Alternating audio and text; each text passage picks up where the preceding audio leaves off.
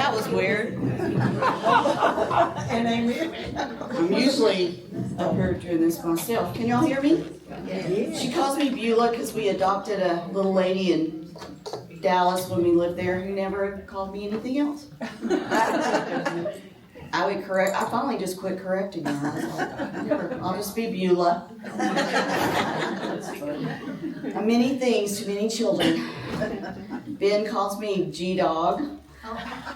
Logan calls me Geico. Catherine calls me Grandma. And Luke calls me Grandmother. So, I will answer to anything. Also, my friends from high school who I ran track with call me Oreo because we were on a relay and they were all three black and I was white. So to this day, they still call me Oreo. Okay, I'm like stretching myself today because usually I write down everything I want to say and I read to y'all and I look up and down. Well, I decided it's time for me to grow a little and y'all are my guinea pigs, I'm sorry. So I made an outline and we'll just see. It'll either be 10 minutes or 50, I don't know, depending on how much I talk. As always, I always learn more when I do these lessons than when it makes me study. That's one of the reasons that I like to teach. And when I teach to this class, I always feel like I'm preaching to the choir. And so I'm really just using y'all as a mirror. It's just coming right back to me. Y'all are such mentors all my life, and I just love being here with all of y'all. We're going to talk about the parable of the prodigal son. Dr. Baker insisted I have this up here. So, that, I don't know, he's from a famous artist like Rembrandt or one of those. Huh? Are they going to put that back up where they took it down? Yeah. Yeah, I didn't even know it was in there. That's how much I go to the library. I'm sorry, y'all should go to the library and see what's there. Anyway, that's the prodigal, but we're not really going to talk. We are going to talk about the prodigal, but we are all women. And we're going to look at this from a woman's perspective. Rhonda Thomas challenged me. She doesn't even know she did it. Last week, she said, I'm so excited to hear your lesson because I've heard it so many times and I wonder if there's something new. I don't really think there is anything new. Thanks a lot for that. So I prayed and I prayed about it and I decided that we're gonna read the parables. I'm not trying to take anything away what Christ said when he spoke the parables, but we're going to try to look at it from a woman. God made us special. We're more sensitive too. We're more sensitive, I think, more loving in a nurturing way than men, and that works well for all of us. And so we're going to try to look at it that way this morning. I wanted to remind y'all what a parable actually is, and it's a truth or principle that's stated, and the speaker throws alongside a story to illustrate that truth or purpose. And in the Bible, Jesus used the parables to clarify the truth to believers, to conceal truth from the unbelieving, and to fulfill prophecies. Like I said, the ones we're going to look at today, the first one we're going to look at is the lost prodigal son as he returns. And I think we've all been prodigals. Maybe not to the extent where we ran away or had someone run away from us. We've either been prodigal in some situation, I truly believe in some way, or we've had a prodigal leave us and return. So I think we've all been in this situation. So I'm going to start out and read the parable so y'all will know the real story before I start talking. There was a man, it's found in Luke 15:11-32. There was a man who had 2 sons. The younger one said to his father, "Give me my share of the estate." So he divided the property between them. Not long after that, the younger son got together all he had, set off on a distant country, and there squandered his wealth in wild living. After he'd spent everything, there was a severe famine in that whole country, and he began to be in need. So he went and hired himself out to a citizen of that country who sent him to his fields to feed pigs. He longed to fill his stomach with the pods that the pigs were eating, but no one gave him anything. Now, I don't know if you've ever fed pigs, but they do not share. So if he was trying to get something from those pigs, he was super hungry, and it wasn't going to be easy. They just don't share. So when he came to his senses in there with those pigs, he said, "How many of my father's hired servants have food to spare? And here I am, starving to death. I will set out and go back to my father and say to him, 'Father, I've sinned against heaven and against you. I'm no longer worthy to be called your son. Just make me one of your hired servants.' So he got up and went to his father. But while he was still a long way off, his father saw him and was filled with compassion for him. He ran to his son, threw his arms around him, and kissed him. And the son said to him, 'Father, I've sinned against heaven and against you. I'm no longer worthy to be called your son.' But the father said to his servants, 'Quick, bring the best robe and put it on him. Put a ring on his finger and sandals on his feet. Bring the fattened calf and kill it. Let's have a feast and celebrate. For this son of mine was dead and is alive again. He was lost and is found.' So they began to celebrate. Meanwhile, the older son was in the field. And when he came near the house, he heard music and dancing. So he called one of the servants and asked him what was going on. 'Your brother has come,' he replied, 'and your father has killed the fattened calf because he has him back safe and sound.' And the older brother became angry and refused to go in. So his father went out and pleaded with him. But he answered his father, 'Look, all these years I've been slaving for you and never disobeyed your orders. Yet you never gave me even a young goat so I could celebrate with my friends. But when this son of yours, who has squandered your property with prostitutes, comes home, you kill the fattened calf for him.' 'My son,' the father said, 'you are always with me, and everything I have is yours. But we had to celebrate and be glad because this brother of yours was dead and is alive again. He is lost and is found.'" So we're going to start talking about this younger brother. I have a younger brother. This one was probably in his late teens. I think because of art, we seem to think that people were older than they were at a certain time. And when we know Mary was very young when she had Jesus. Ben, I'm very proud of him, has been teaching a class on Wednesday nights about the apostles. And they were pretty much late teens when Jesus sent them out. I mean, we think they were older. They were not.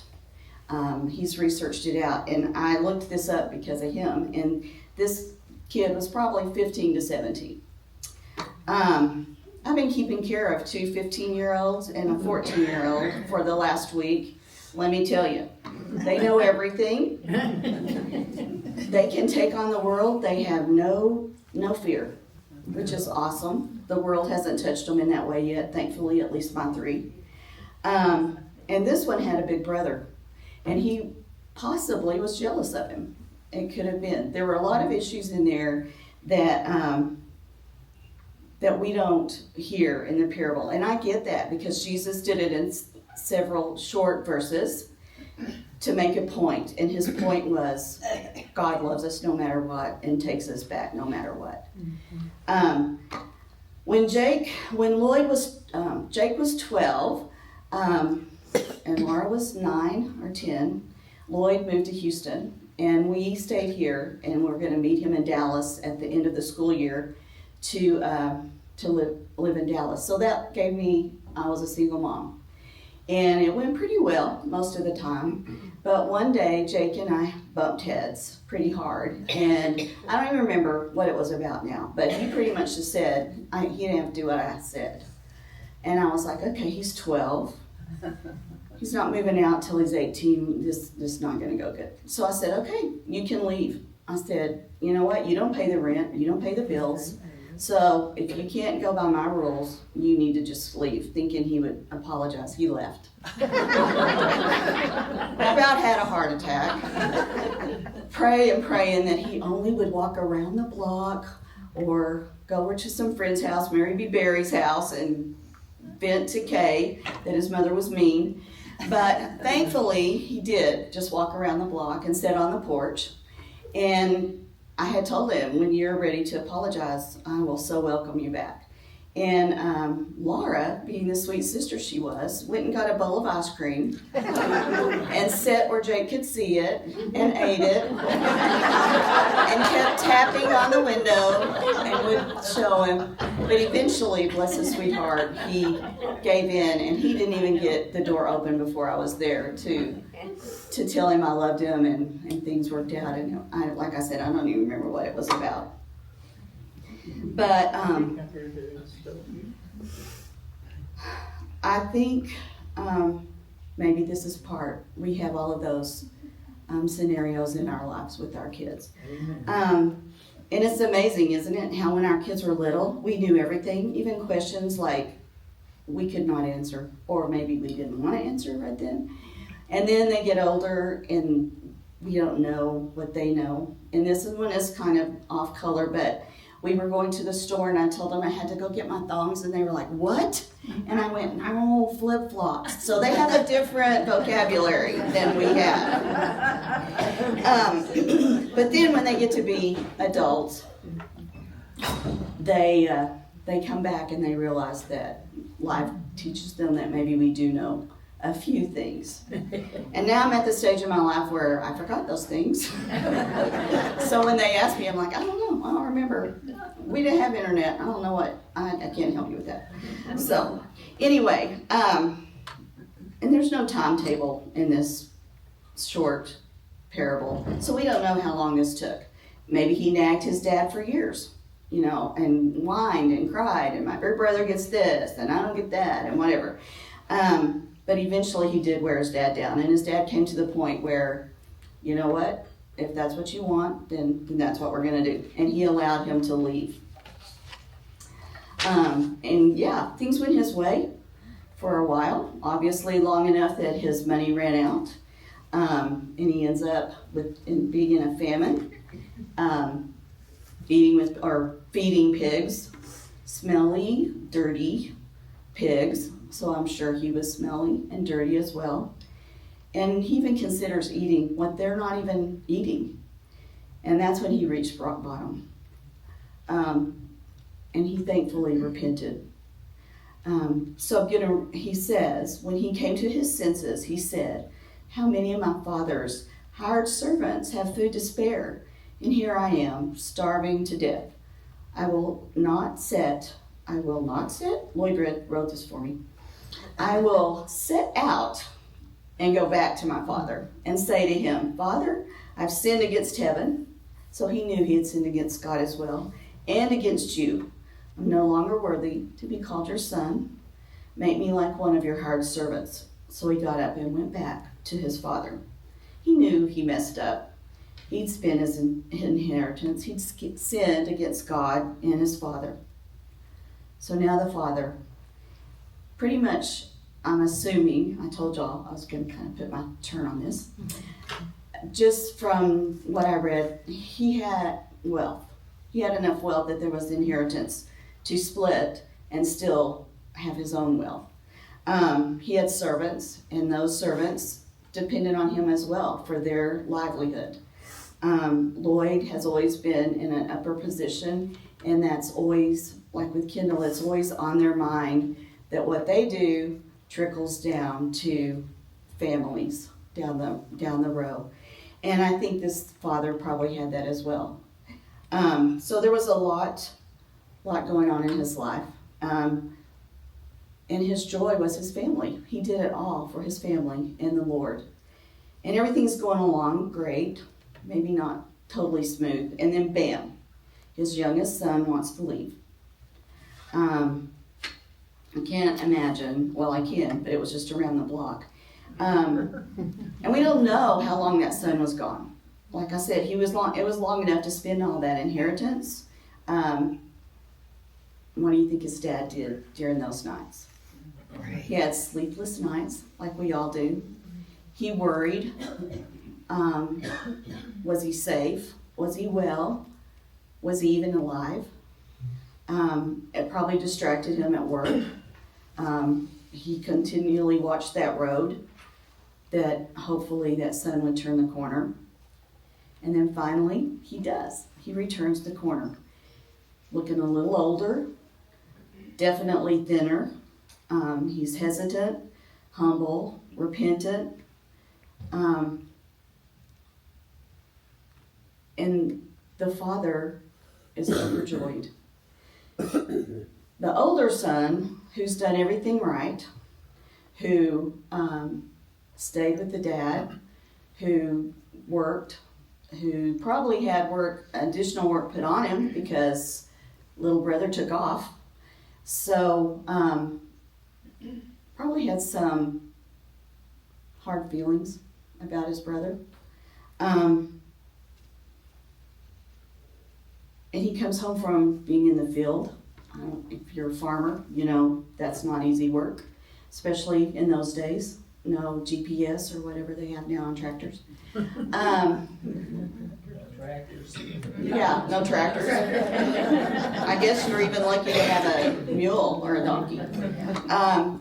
So he's tired, and he's been doing this for years, or at least as long as the brother's been gone. And he's mad. He's like, "Are you kidding me? I have been here, I've done the work," and he feels unappreciated. And I get it. Like I said, I'm the older brother. I'm the older of two, and my brother was spoiled. And the father, he tries to explain to the older brother, it doesn't matter. It doesn't matter. I love you both.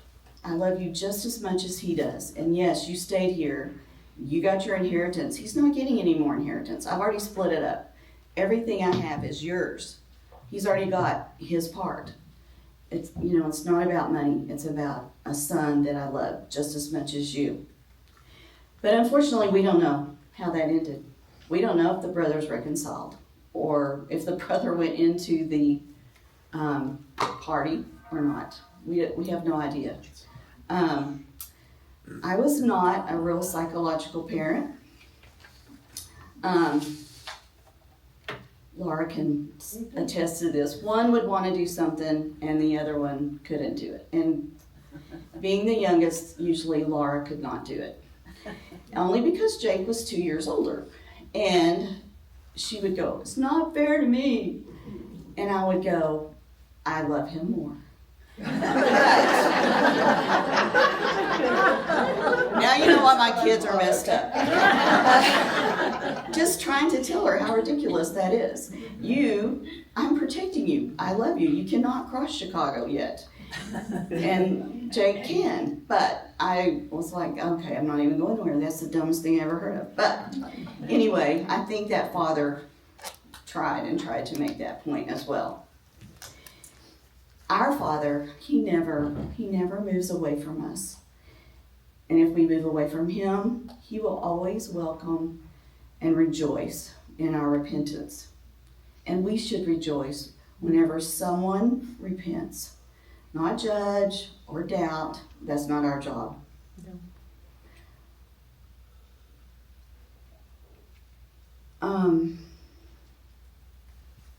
I want to read Titus 3:1-5.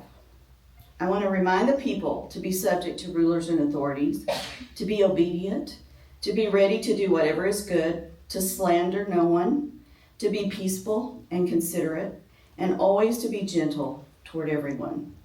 At one time we too were foolish, disobedient, deceived, and enslaved by all kinds of passions and pleasures. We lived in malice and envy, being hated and hating one another. But when the kindness and love of God our Savior appeared, he saved us, not because of righteous things we had done, but because of his mercy. And I'm going to go off even further, a little bit. A few days ago, I was privy to a conversation that was between three or four ladies, and they were talking about another lady who was not there. And two of them knew her pretty well. The other two did not know her well at all. They knew who she was, but that was it. And in this conversation, the one lady that knew her well said some disparaging things about the lady. Not maliciously, because she knew her and she understood. But these two ladies did not. And I watched their faces fall, and their opinion of that lady changed. And I felt it was so sad, because it was done not maliciously. It was just not thinking about what she said would affect those people. This is where I know I'm preaching to the choir, but I wasn't even going to put that in here because it really doesn't apply to this parable, except maybe the older brother did that. When he was around other workers or people on the road, he would say what a bad brother he had, and he left me here and stuff. And I just wanted to take an extra second to remind us that we need to be careful with our tongue. And it is truly true that it is such a weapon. Mm-hmm. So, moving on. The one thing I think about this parable, which once again is not really relevant to the actual lost and being repented and rejoined with his Father and us with God, is the mom is missing in this. And I'm like, where's the mom? And I told Lloyd, I said, where's the mom? And Lloyd went, she's in the tent cooking. And I went, sure. So, anyway, she's not mentioned in the parable. Like I said, she's not necessarily a part of the parable, although I think you can put her right there with the dad. Tradition lends that she would have been in the tent, that she might not have had any say so in the father's decision that he's letting him go outside the tent.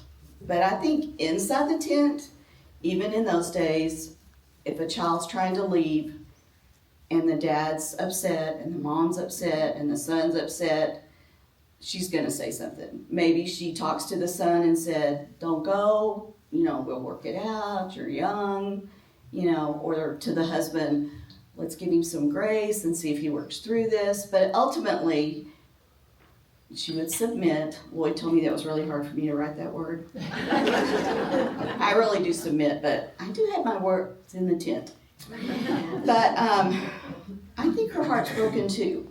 And as women, when we look at this parable, I think we honestly can relate more to the broken heart of losing someone and having them come back. And the worry and struggle that you have with that. I think it's just the way God made us compared to men. I don't think she loved her son any more than the father, but in my mind, I think she loved him only as a mother. Mother can love a son.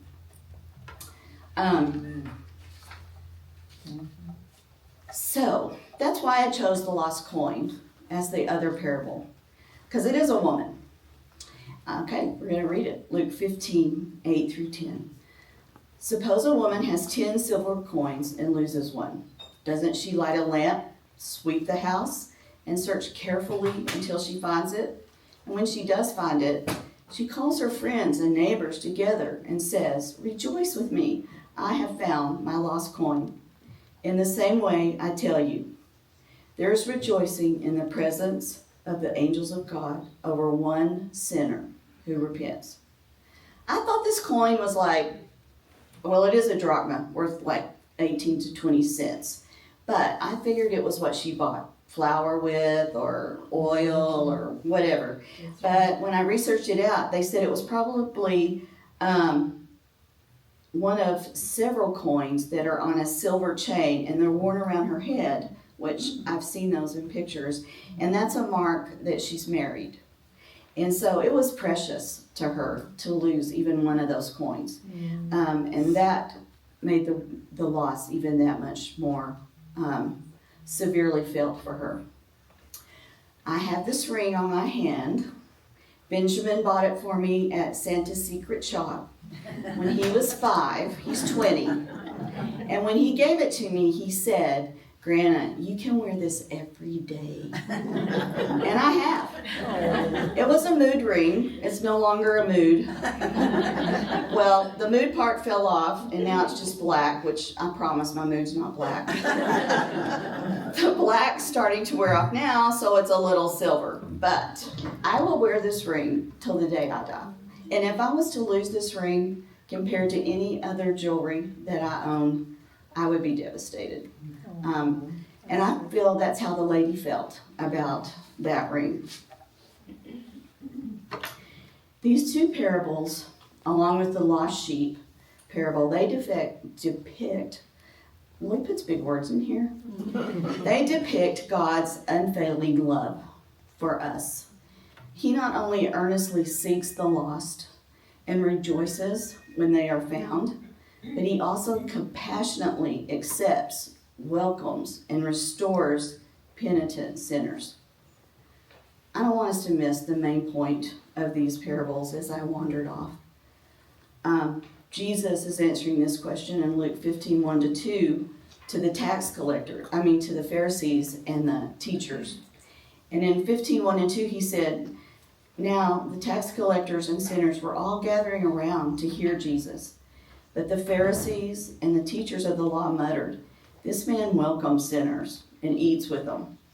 Of course, he will seek after sinners, even as a woman seeks after that lost coin, and a father rejoices at a returned lost son. God, he's always searching, forgiving, and rejoicing of a repentant sinner."